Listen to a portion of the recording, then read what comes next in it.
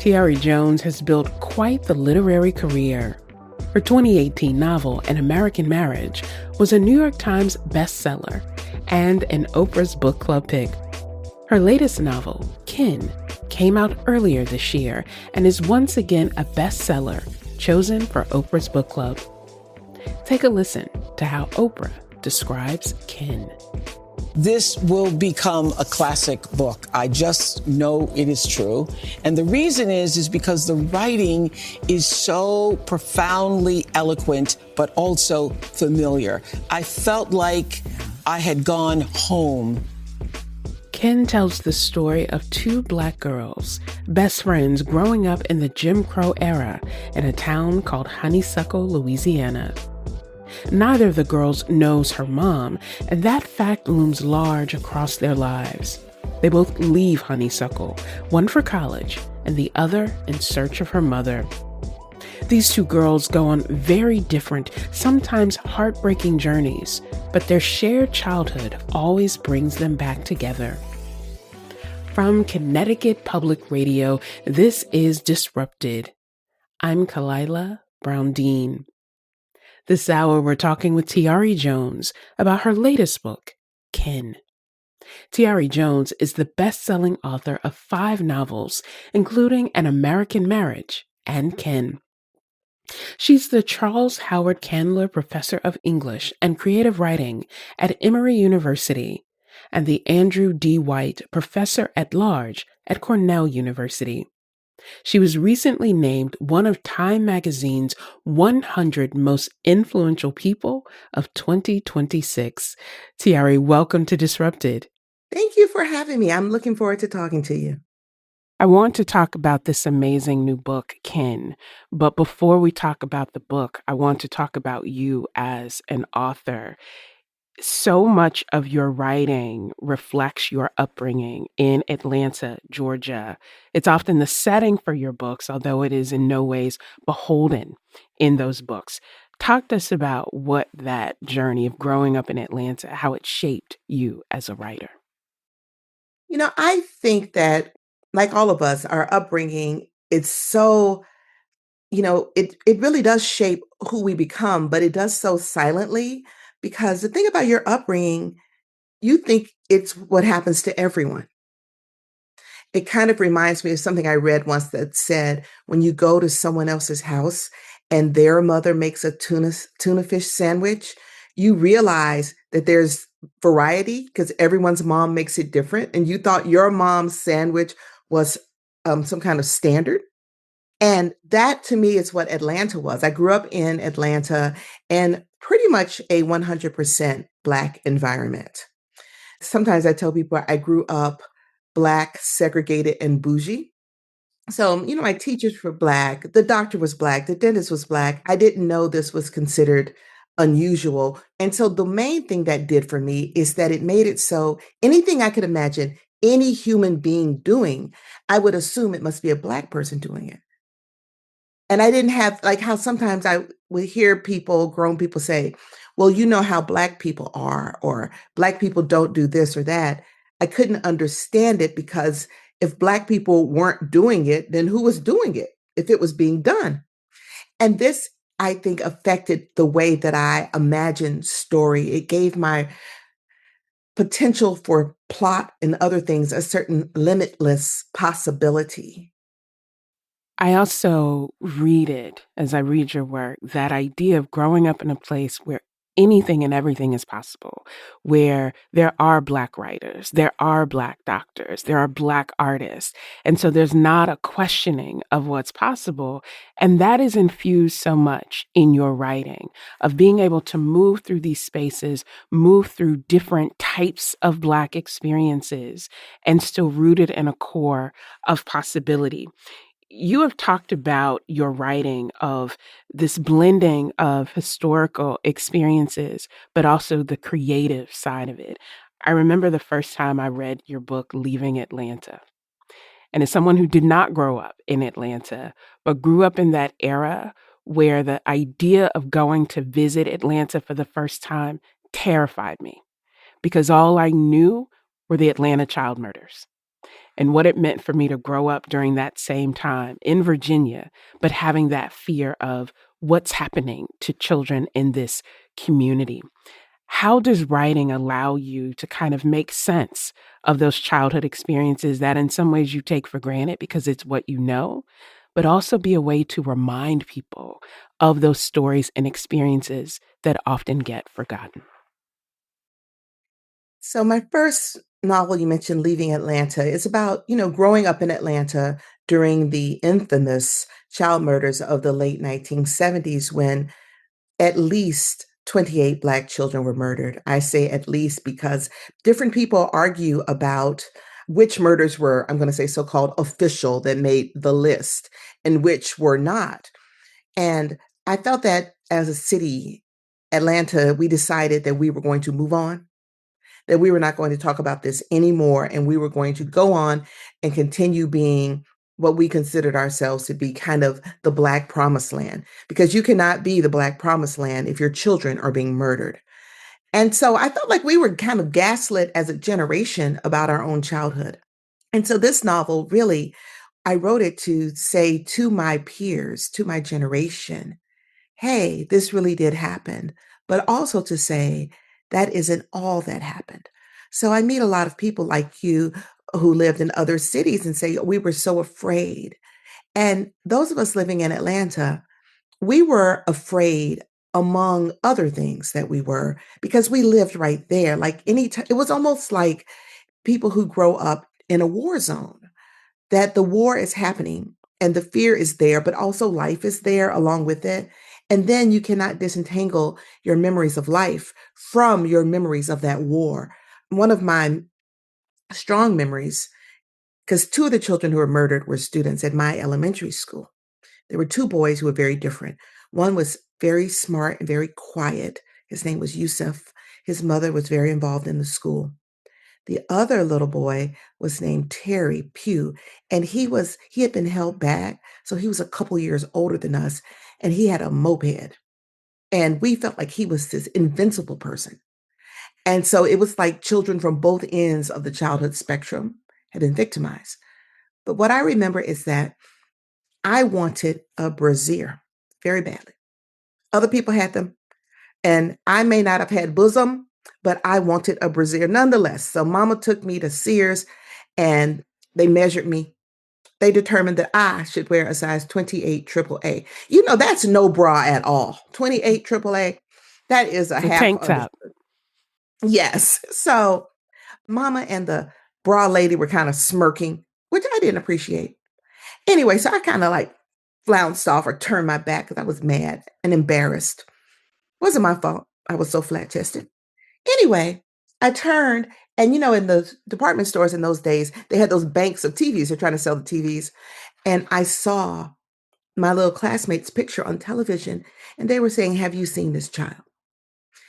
And for me, that was the Atlanta child murders, the training bra anxiety, plus this larger thing of child murder. Because we came of age, but we just came of age amidst this horror. But both things happened.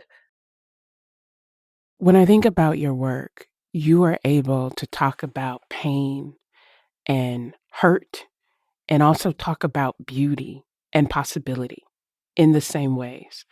And often in spaces where we don't expect that to exist or to live.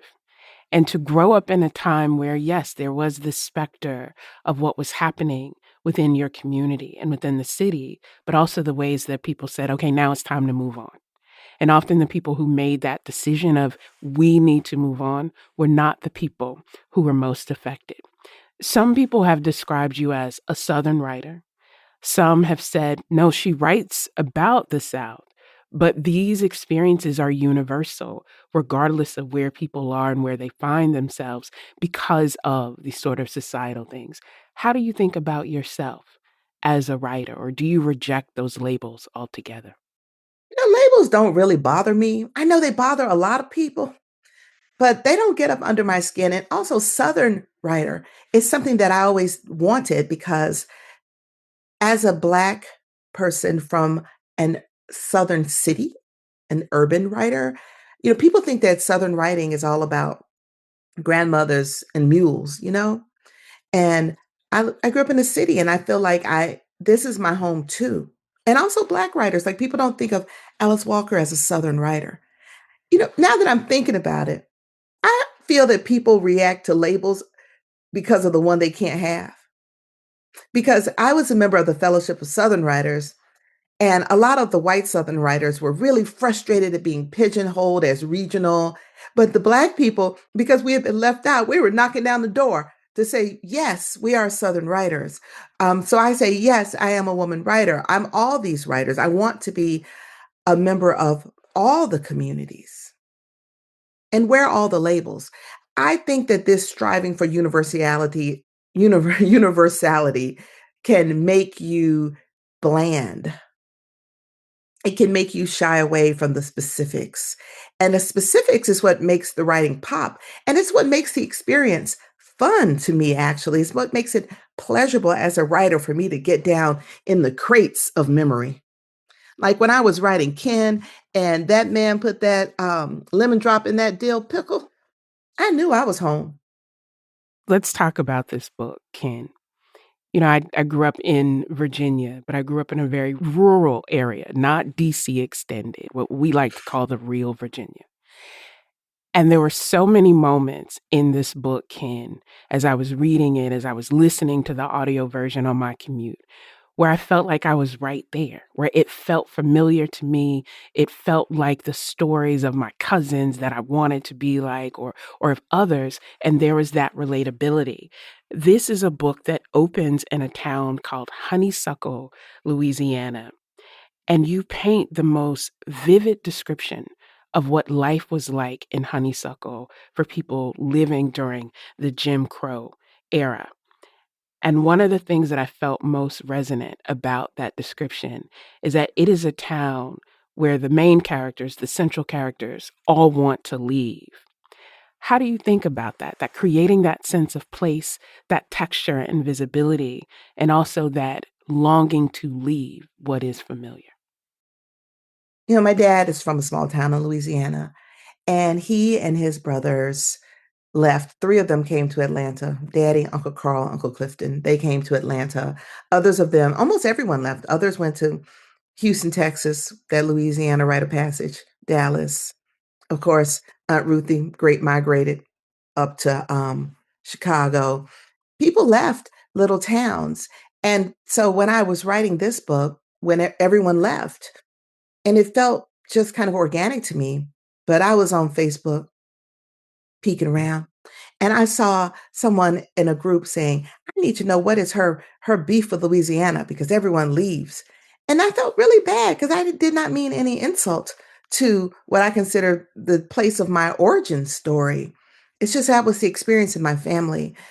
But also in my earlier novel, An American Marriage, the character is from a small town in Louisiana, but he comes home. But an American Marriage begins. There are two kinds of people in this world: those who leave home and those who don't. And I do believe that's true. I mean, by the end of the book, he says, there's a third type, those who come back. And in a way, I'm one who came back. I left home and I came back. And I'm so happy to be home. It's so familiar. And I look at my dad, who is almost 90. He'll be 90 this year.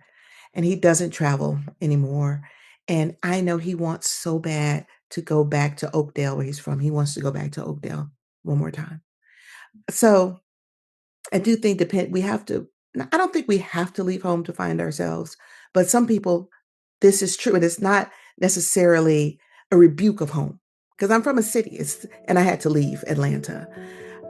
But, you never, I won't say you never forget where you came from because there are people who do. But I will never forget where I came from, and the characters with whom I most identify are always tied to home. Coming up, more with Tayari Jones, best-selling author of An American Marriage and Ken. She'll discuss the ways she thinks about friendship. Your friends hold the archive of your heart. And if you lose your friend, I lost a dear friend during COVID, I feel like part of my memories are gone. This is Disrupted. We'll be right back.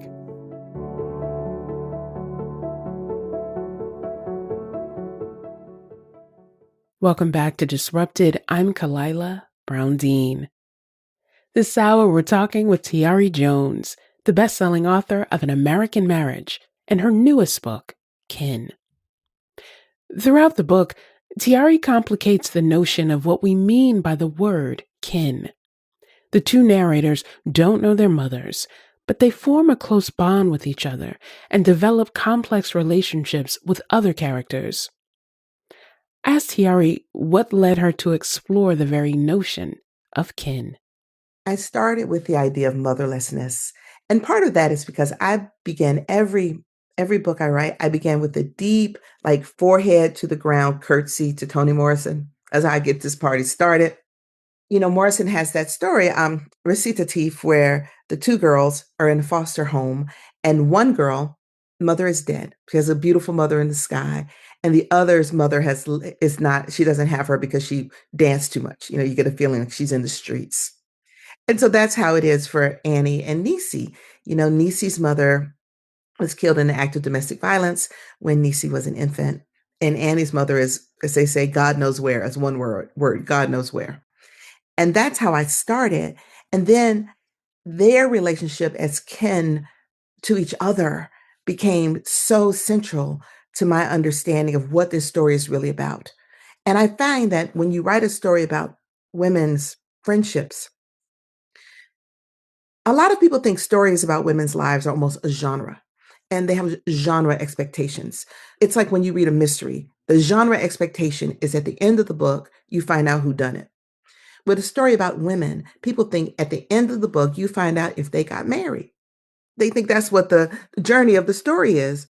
And this is a story about the friendship and the kinship. The primary relationship in this book is between Annie and Niecy, because I believe our friendships are the other love stories in our lives.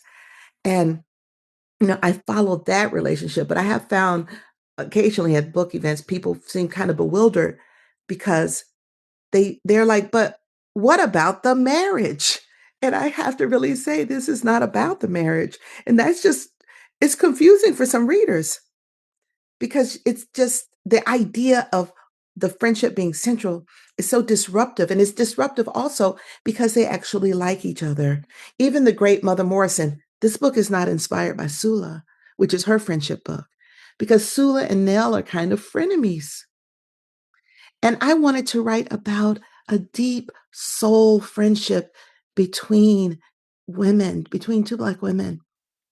And you write about that kinship in a way that reminds us that, yes, this is a story, but it is a lived experience for so many other women.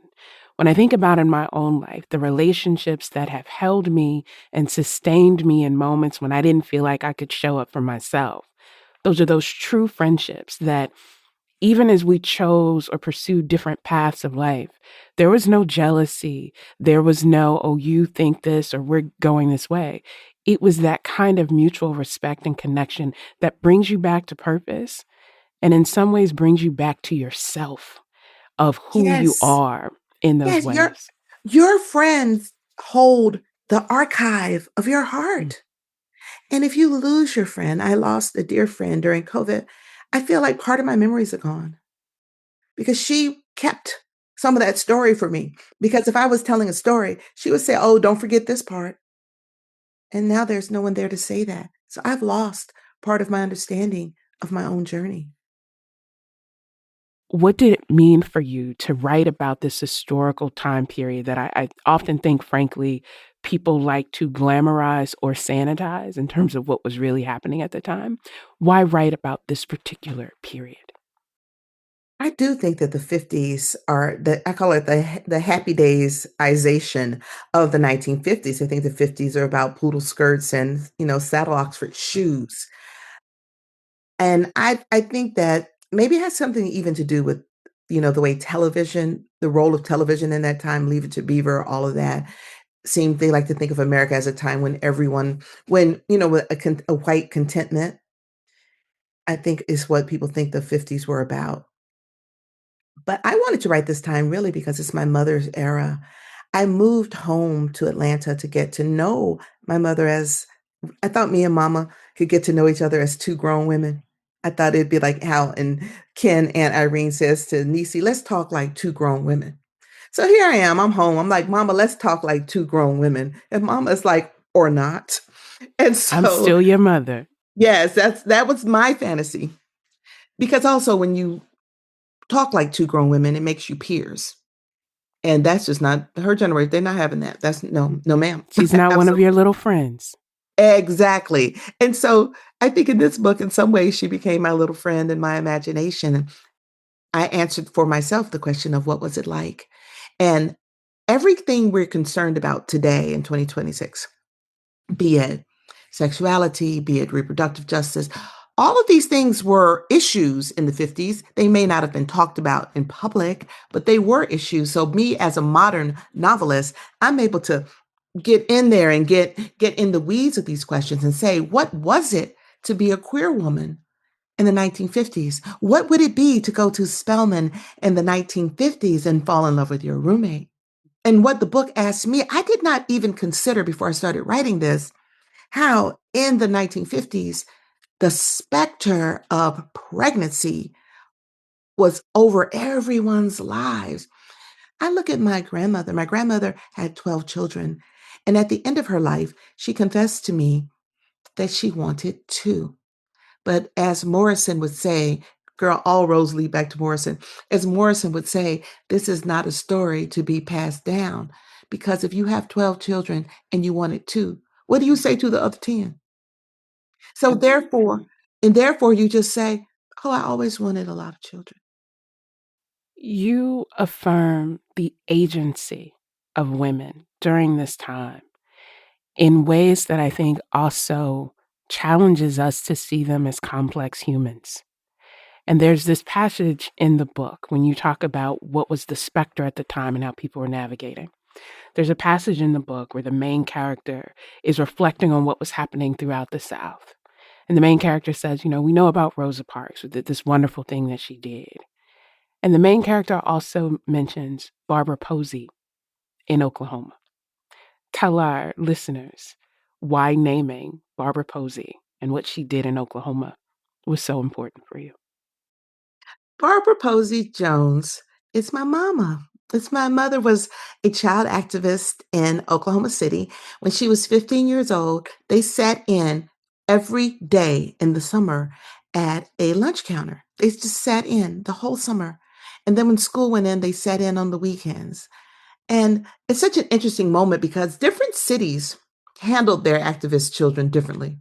In Oklahoma, they just decided to kind of ignore the kids. And the children just stubbornly sat there. They got all dressed up every day and they just sat there and made that lunch counter unavailable to other people. Sometimes it was 10 of them, sometimes it was 5 of them, but they were constantly there. Just a moral wake-up call, a moral challenge to the white people of Oklahoma City.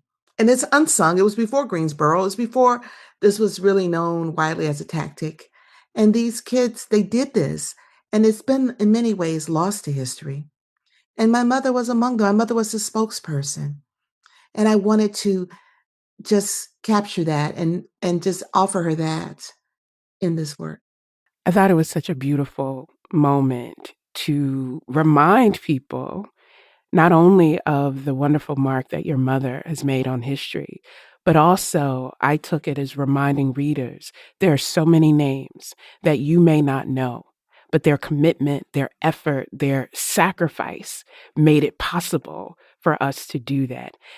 I'm a political scientist by training. I was trained by the great Matthew Holden and Nick Nelson, who in my very first class for both of those professors in different institutions, one in undergrad, one in grad, took these courses and they said, have you read Mac Jones? I was like, no. I mean, I didn't come across that in my intro to American politics and government course.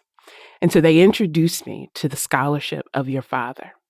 But more importantly, they introduced me to what it meant for your mother and your father in very different parts of the country to commit to something greater than themselves, vested in a love of community. And that comes through in your writing, that love of community, that respect for community, but also the nuance that you bring into this work. How do you see your role as a writer of holding space for community and of connecting the reader to community? Well, I want to tell you, I have never met a Black political scientist I did not like. I think of all Black political scientists like as my cousins. When I was a little girl, I thought graduate students were a familial title. So I would see my little friends with like medium age adults, and I would say, "Oh, is that your graduate student?" And I would say, "Oh, this is my graduate student." And to this day, I see these people and I say, "Oh, that's my graduate student." So I just have always felt like scholars and intellectuals were community and really we're family. But I think that now for me as a writer, because I also studied under Pearl Clegg when I was at Spelman College, and Pearl always said to me, "Tell the people the truth." And, we talk about speaking truth to power. And Pearl said, "You can speak truth to power. That's an important endeavor. But you must also speak truth to those without power. And speaking the truth to your own community is a different type of endeavor because the truth that we need as a community is not only do we need songs of affirmation, but we have to challenge ourselves and challenge each other. And what I think I've added to the conversation is different than the conversation that I grew up with is that I added this, I think, critical gender analysis, and I did not grow up with that. I remember when I went to college and I found out about Black feminism, I felt like someone had given me a magic decoder ring to understand my life. I remember telling Dr. Beverly Guy Sheftaw, I stayed after class and I said, "Are you telling me that I am not inferior to my brothers?" She says, "Yes, young lady, that's exactly what I'm telling you." And I was like, "Get out." And I wanted to, I was like a Black, little baby, Black feminist evangelist. And I could not understand why everybody wasn't trying to hear the good news. And so that became my project, I think, in my writing, is I'm trying to spread the Black feminist good news, although it isn't always accepted as such. So, like when I wrote An American Marriage, it was my first time having tension between me and my loyal readers because I wrote a novel about a woman whose husband was wrongfully in prison, as her father says, that man is a hostage of the state. That's how my daddy talks. And she wants to, at the same time, support her husband, but she wants to have her own life, which also includes her own sexual life, which was so disconcerting because we have accepted that the story of if a woman's husband is wrongfully in prison, we are expecting one Black woman's brave and sacrificial fight to free her man. That is the accepted community response. And when you complicate it, it was like I started a little family fight at the Thanksgiving dinner table, with my readers. But I'm happy to say we made it through and we came out on the other side. But that was also community work, was sometimes you have to have a little community fight. Coming up, more with Tayari Jones, best-selling author of An American Marriage and Kin. She'll talk about what it's like to have her book chosen for Oprah's book club. Your average person doesn't know what a print run is. Your average person doesn't know about Publishers Weekly. Everybody knows about Oprah Winfrey. This is Disrupted. Stay with us. Welcome back to Disrupted. I'm Kalila Brown-Dean. This hour, we're talking with Tayari Jones, best-selling author of An American Marriage and Kin. Both books have been chosen for Oprah's book club. In Kin, we are introduced to several queer relationships, the first being between Ms. Ola May, the town midwife, and Miss Jemison, the town school teacher. These two express a tenderness for each other at a time when that expression was dangerous, and they extend that love and understanding to others that they encounter. Ask Tayari to tell us more about writing those characters. I put Miss Jemison and Miss Olamay there after I discovered that Niecy and Joette were having a relationship in college, I did not want Niecy to be alone in the narrative. I didn't want her to be tokenized in her own story.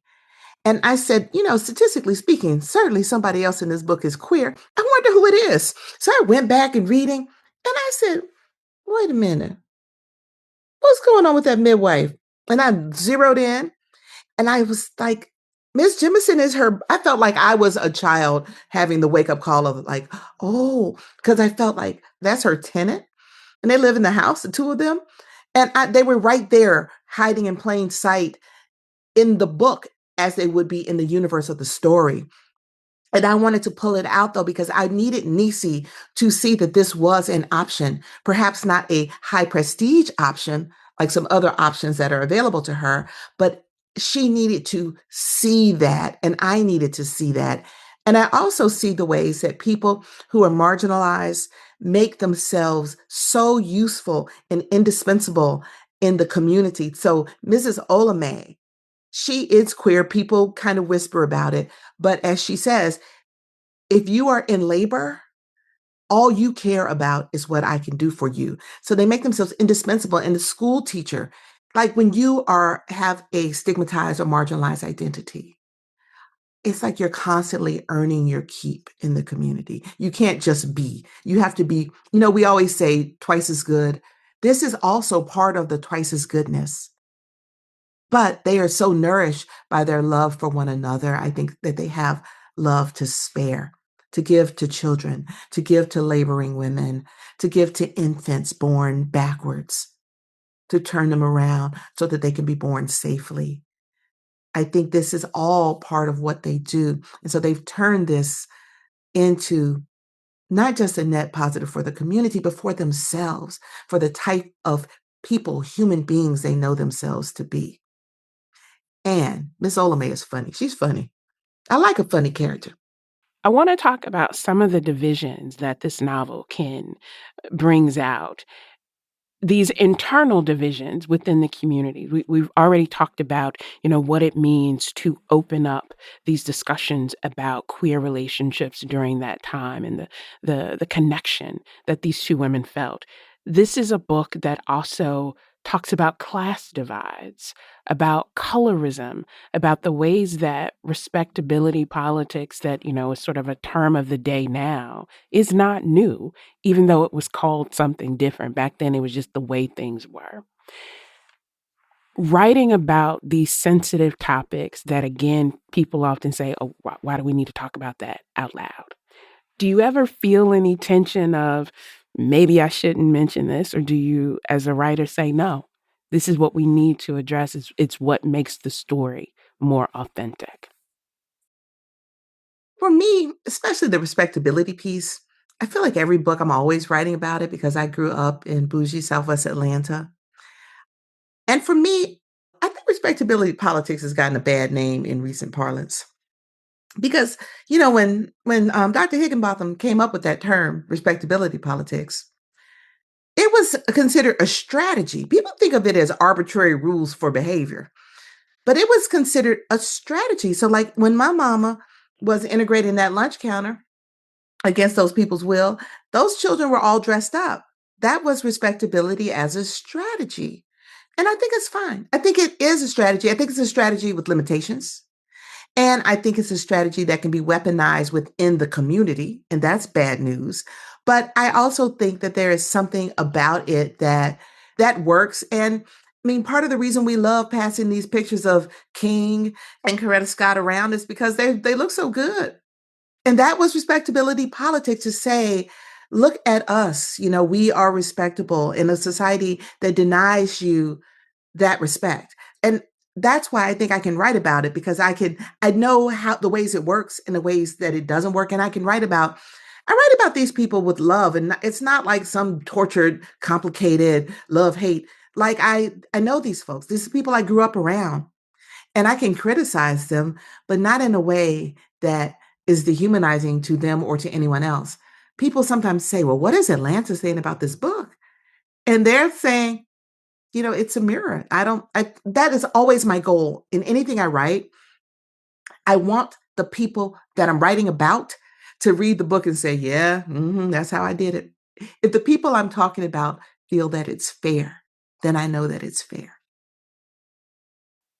I feel you don't write characters, you write people. You develop Thank you. people in all of their layers, all their complexities. And I say that because I think often so many writers, it feels that their work is trying to counter a narrative that they end up creating more tropes or new tropes in Mm. that. And the characters fall flat because you can recognize the trope, right? Oh, here's this person who did this thing, and you can determine what the arc is. You have created people that feel again relatable, regardless of where people grew up. We can see elements not just in other people, but if we're honest, elements of ourselves in those characters as well. That I think also, as I got to the end of the book, it is rare for me to be sad when a book ends. This is a book I was a little sad when it ended because I felt like I had come to knowing these characters and these people that I wanted to know what was next for them. Where does that love for people come from for you? I think maybe it's just that I was blessed to be loved as a person myself. Sometimes people say to me in book signings, why did she do this? Or why was Mrs. McHenry, so hard on Annie? And I said, because Mrs. McHenry doesn't know she lives in a book. She thinks she lives in the world. When you write a novel, you can't have the people acting like they know you're writing about them. Like you don't want them, or I tell my students, you write your characters like their mother is watching them. They have to dance like no one's watching. They have to make decisions like you, as the stenographer, is not sitting in the corner, and look at the ways that people actually behave, for better and for worse. But you have to get both. Like Mrs. McHenry, she's kind of a snob. However, she does choose a poor girl to be her daughter-in-law. Yet she's a snob. So she does both. Or they're very particular about who comes into their home, but they're very dedicated to racial uplift in the courts. This all is important. And I just have them doing all of it. And I don't find it hypocritical. I just find it interesting. I think that's what I do. I try to write people I find interesting. I don't write characters I don't like because I cannot spend a couple years in the head of someone I don't like. There's only one person I don't like in Ken, and he's only in like a couple chapters. And I don't even start disliking Mr. Wilson till the end. Because I can't spend time with people I don't like. And that is a life choice that we don't have to Yes, spend time with people we don't like. not even in our imaginations. There is a person that you definitely not just liked, but respected. You dedicate Ken to your college advisor, Dr. June McDonald Aldrich, who graduated from your alma mater, Spelman College, in 1953. Talk to me about how your advisor influenced this book. Well, Dr. Aldrich gave me so much insight into Spelman in the 50s. She is an elegant lady. She has a PhD in Shakespeare. And she told me that when she came to Spelman from a small town in Georgia, all the money her family, her community, everybody, fit into a stocking. And she took that stocking to Spelman College, gave it to the president, Mrs. Reed, who poured the money out the stocking and refolded it because she knew the child needed her stocking, and gave it back to her and said, "My dear, where will you live?" And Dr. Aldrich said, "My mother knows someone who is a maid." And I said I could stay on their couch during the week. And Mrs. Reed said, "My dear, I think you would be better served to sleep in a dormitory." She had never heard the word dormitory. And so I let that word dormitory be kind of a magic word in Ken, the dormitory. And she didn't know what it was, but she knew that it was where she should be. And she was my advisor. She told me so much, but we had a little tiff when I was at Spelman, a real tiff, which is this. Alice Walker endowed an award for, quote, the young woman who is more or less going to be a writer so that she might look around calmly and find her way. $10,000 for when you graduate. I thought $10,000, I could take that money and retire. And so I put everything I could into this application. I went to Kinko's and made color copies. That was expensive. It was like $1.50 a page. I had it spiral bound. I was going to win this. And I didn't win it because Dr. Aldrich and some other people, probably my mama, decided that were I to get this $10,000, I would not go to graduate school to get a PhD. And I would therefore probably ruin my life and live a life of poverty. So they kept it from me, but they didn't say this is why. They said no application met the standard this year. Because, they had given that to somebody else, I would have had a stroke. So I went on to University of Iowa to do a PhD, and I was so unhappy. And I wrote to Pearl Clegg, who said to me, "You can quit." And I thought, well, no, if I quit, what if they don't accept Black people in the future? She was like, their racism is not your problem. And that was how I was able to get out from under the yoke of the PhD. And my parents were just done. My mama said, "Tayari, if you don't get your PhD, you will spend the rest of your life explaining why you don't have one." I said, "Mommy, I don't think that's true. I think it's a lot of people that don't have PhDs." She said, "Really, like who? Name somebody." Because that was our world. But that leaving that PhD program and trying to write a novel, and I wrote one, it was a terrible novel, but I wrote a novel. And when I wrote that bad book, I said to myself, okay, this is bad. I admit that, but it's complete. And if I wrote one, I can write another one and it will be better. And if I need to, I'll write another one and it will be better. And that's how I came to do this thing. You're reminding me of my advisor who told me the best dissertation is a done dissertation. Oh, my mama told me that too. She said it doesn't have to be brilliant, it just has to be finished. And I take that to heart in many things in this life, in the ways we can talk ourselves out of progress by trying to hold to some standard that was never meant for us. I think perfectionism is a kind of fear. And I think it is comes from the fear that if you don't do everything perfect, you'll be punished and you'll never have another chance. Like I do feel that we as Black women, we feel like I have one shot at this. And it's not true. I tell people, I encourage people to get out there and fail a couple of times because once you don't have a fear of failure, you no longer have a fear of trying. And allowing ourselves to do that. And as you said, to recognize that success can come in many phases and many stages. And failure is not as bad as people think it is. I mean, it's no fun, but it's not the end of the world the way you think it will be. We are actually working on an episode about rethinking failure to encourage people to see it as correction, but also as possibility. One thing you have not failed at as a writer is gaining the attention of one Oprah Winfrey. You have this unique, they say lightning does not strike twice. It is struck twice for you with more to come. In addition to your book, An American Marriage, Ken has now been selected for Oprah's book club. I'm a bit of a fangirl when it comes to Oprah Winfrey and try to read things that are on her book club list every year. What does that feel like for you? Not that it's, validation, but what does it feel like to say, look, my work has been recognized twice in this area? Well, okay, let's get in the time machine. When my first book was published in 2002, Oprah had just discontinued her book club because that was my little fantasy that I could be on Oprah's book club. And she announced that she was discontinuing her book club like 2 months before my book came out. And I was like, oh, I've missed my window. And so that was always a little thing for me. And then in 2018, when she chose An American Marriage, she wasn't even formally doing the book club anymore. And she just called me up out the blue. She said, "Hey, girl, this is Oprah." I said, "Ma'am." It was so exciting. And I had to keep the secret for 5 months. And I was terrified because I was like, I don't want her to take it back. So I had this big secret. People would say to me, are you excited about the new book? And I would say, I'm hopeful because I knew this thing was happening.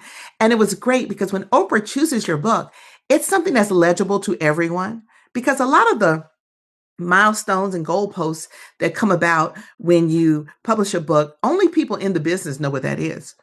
Your average person doesn't know what a print run is. Your average person doesn't know about Publishers Weekly.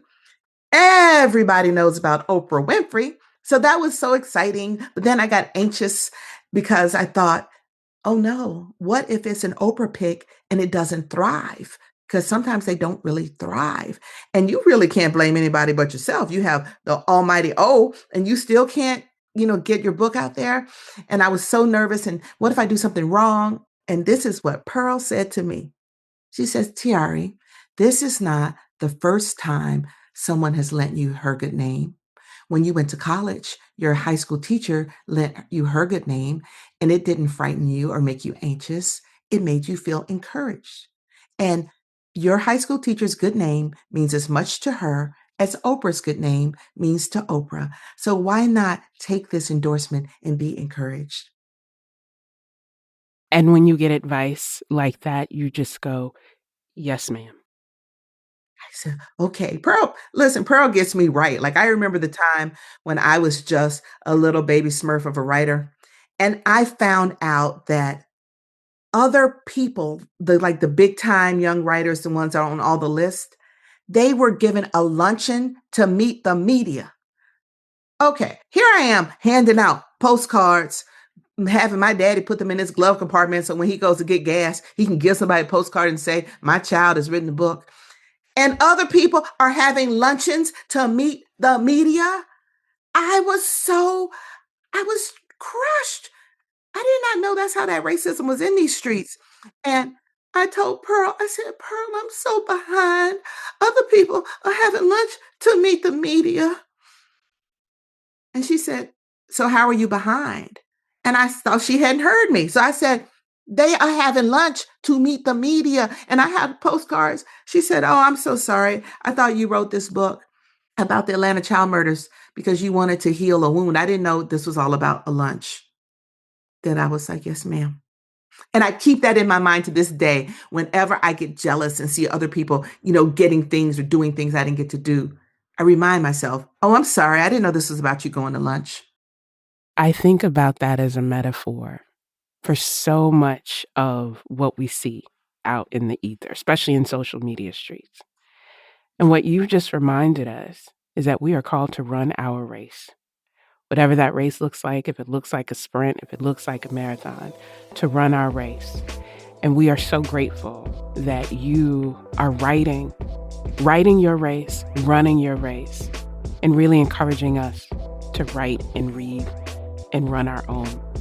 Tayari Jones is best-selling author of 5 novels, including An American Marriage. Her most recent book is Kin. It is in Oprah's book club selection, and we are so excited to be able to share this book with others. Thank you for joining us. Thank you for having me. I really enjoyed this.